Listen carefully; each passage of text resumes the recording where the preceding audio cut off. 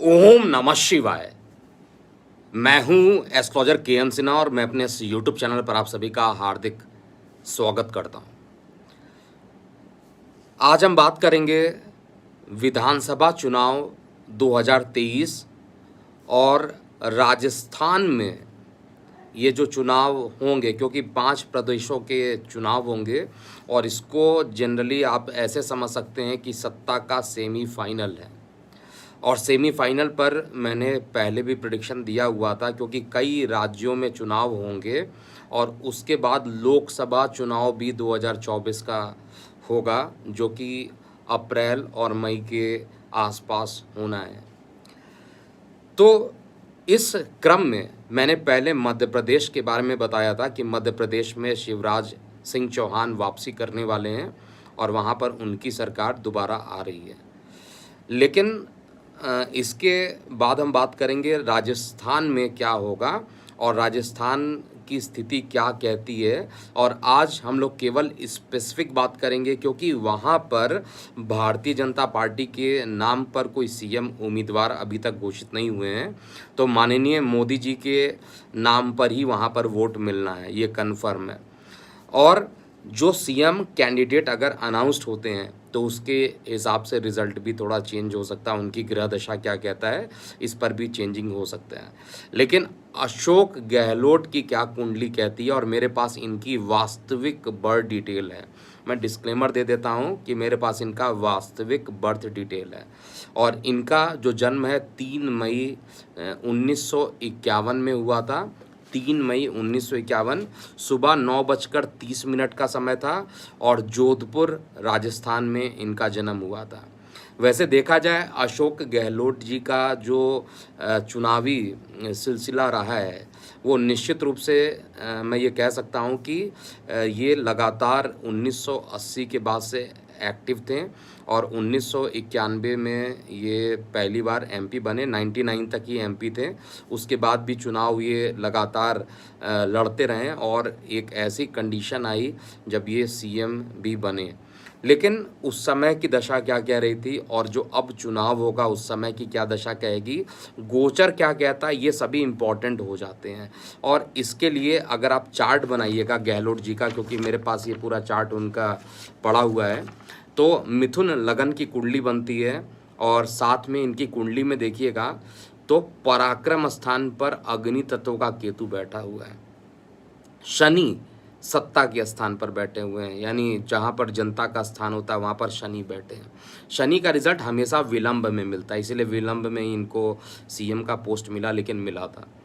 बृहस्पति और चंद्रमा दोनों केंद्र में जाकर गजकेसरी योग का निर्माण करते हैं दशम स्थान पर। सूर्य बुध और मंगल एकादश स्थान पर हैं और इनकी कुंडली में 3 ऐसे ग्रह हैं जो अपने ही घर में हैं। जैसे अगर आप देखिएगा शुक्र अपने ही घर में है, मालव्य योग बनाते हैं। मंगल अपने ही घर में है, रोचक नाम का पंच महापुरुष योग बनाते हैं। और बृहस्पति अपने ही घर में है, हंस नाम का योग बनाते हैं। तो टोटल अगर ये कहा जाए कि किसी की कुंडली में 2-3 ग्रह अपने घर में हो जाते हैं तो वैसे ही राजयोग बन जाती है, राजाओं वाला योग यहाँ पर बन जाता है। तो निश्चित रूप से मैं कहूँ इनका चार्ट खराब नहीं, इनका चार्ट बहुत मजबूत है।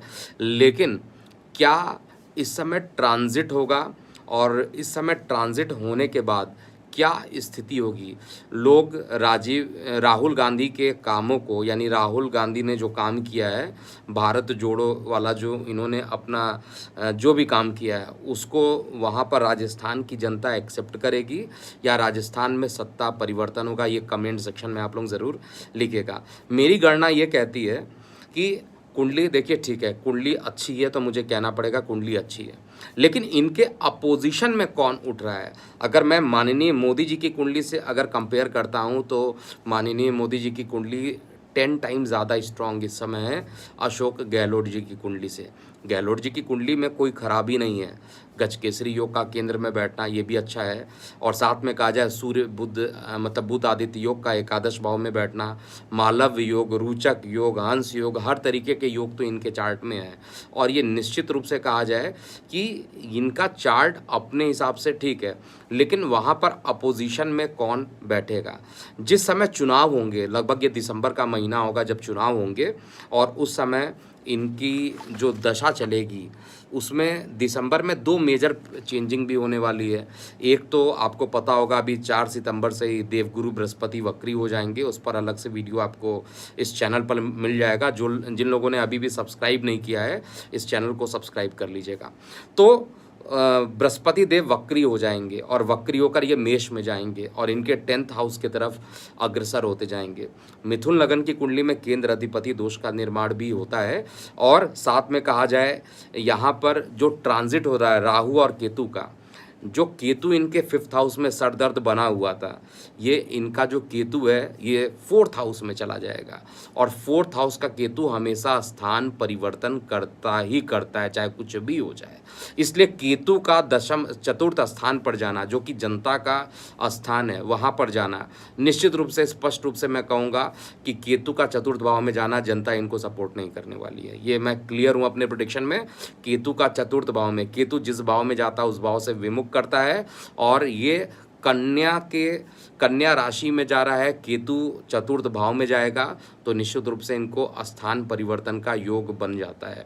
और स्थान परिवर्तन अर्थात जो क्या ये अगले बार ये सीएम बनने वाले हैं, तो निश्चित रूप से मैं कहूँगा कि एटलीस्ट इनकी कुंडली में जो राहु केतु का परिवर्तन है और जो शनि की उपस्थिति है और साथ में जो बृहस्पति देव वक्री हैं, इन सभी चीज़ को अगर सम्मिलित करके देखा जाए तो स्थान परिवर्तन बन रहा है। और साथ में जो जनता का जो सहयोग होना चाहिए, जनता के सहयोग से ही राहु षडाष्टक योग बनाएगा। तो ये हर चीज़ें इंडिकेट कर रही है कि इनका इस समय सीएम बनना बहुत मुश्किल हो जाएगा। और ये अपने टर्म को लगभग तो कंप्लीट कर रहे हैं। कई बार इनके साथ आपने देखा होगा कि सचिन पायलट ने बगावत करने की कोशिश भी की है। और सचिन पायलट, एक बार तो मैं कन्फर्म हूँ कि जब ये चुनाव होंगे, मैं इस प्रेडिक्शन पर अभी भी अड़िग हूँ। पहले भी आप लोगों को बताया हूँ कि जब ये चुनाव होने वाले होंगे, अब तो बहुत कम दिन बचे हुए हैं जिनको पार्टी चेंज करना होगा, अंतिम 1-2 मंथ में चेंज करेंगे। तो निश्चित रूप से सचिन पायलट के पास ये सत्ता, ये कहा जाए कि सचिन पायलट का जो चार्ट मेरे पास है वो कंपैरेटिवली स्ट्रांग दिखाई दे रहा है। और ये कांग्रेस पार्टी को छोड़ेंगे भी। कौन छोड़ेंगे कांग्रेस पार्टी को? सचिन पायलट। और ये कहीं ना कहीं पर भारतीय जनता पार्टी के लिए डायरेक्टली इनडायरेक्टली एक प्रकार से पॉजिटिव रूप से मिलेंगे और ये होकर रहेगा। और ये जो भी घटना होगी, लगभग अब अक्टूबर, नवंबर, दिसंबर यही टाइम बच रहा है। अक्टूबर में 30 अक्टूबर को राहु केतु का राशि परिवर्तन है, उससे पहले ही राजनीतिक उथापतल देखने को राजस्थान में भी मिलेगा। और मैं इस चीज़ के लिए एकदम कन्फर्म हूँ कि वहाँ पर गहलोत वर्सेस मोदी होने वाला है। और मोदी जी की जो कुंडली है वो बहुत स्ट्रांग है इस समय। और इस समय स्ट्रांग होने के लिए बहुत ज़्यादा, मैं ये कह सकता हूँ, स्ट्रांग होने के कारण, और अशोक गहलोत के अगर चतुर्थ भाव में केतु गोचर नहीं करता तो ये रिपीट कर जाते हैं फिर से। लेकिन ये इनके चतुर्थ भाव में केतु का जो गोचर हो रहा है, ये निश्चित रूप से जनता से इनको अलग करेगा। जनता समझदार है जनता। और वैसे भी राजस्थान की बात किया जाए तो वहाँ पर 1 साल कांग्रेस, 1 साल बीजेपी का जो ट्रेंड है वो इस साल भी कंटिन्यू रहने वाला है। तो बीजेपी वहाँ पर आने वाली है।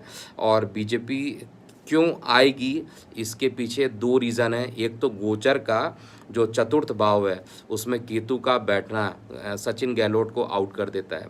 और दूसरा, माननीय मोदी जी की कुंडली में इस समय जो योग चल रहे हैं वो बहुत ही स्ट्रांग है। और फरवरी के बाद ये स्ट्रांग और ज़्यादा होते जाएंगे। जैसे जैसे लोकसभा चुनाव आएगा वैसे वैसे बीजेपी की कुंडली और माननीय मोदी जी की कुंडली और ज़्यादा स्ट्रांग होगी। तो उससे पहले भी जो गोचर है, राहु केतु का गोचर जो है वो ज़्यादा स्ट्रांग हो रहा है मोदी जी के चार्ट में, ना कि अशोक गहलोत के चार्ट में। तो ओवरऑल वहाँ पर किसके नाम पर चुनाव लड़ा जाएगा, तो अभी कंफर्म नहीं है। अगर मोदी जी के नाम पर हो रहा है और मोदी वर्सेस गहलोत होता है तो निश्चित रूप से बीजेपी की सरकार वहाँ पर आ रही है।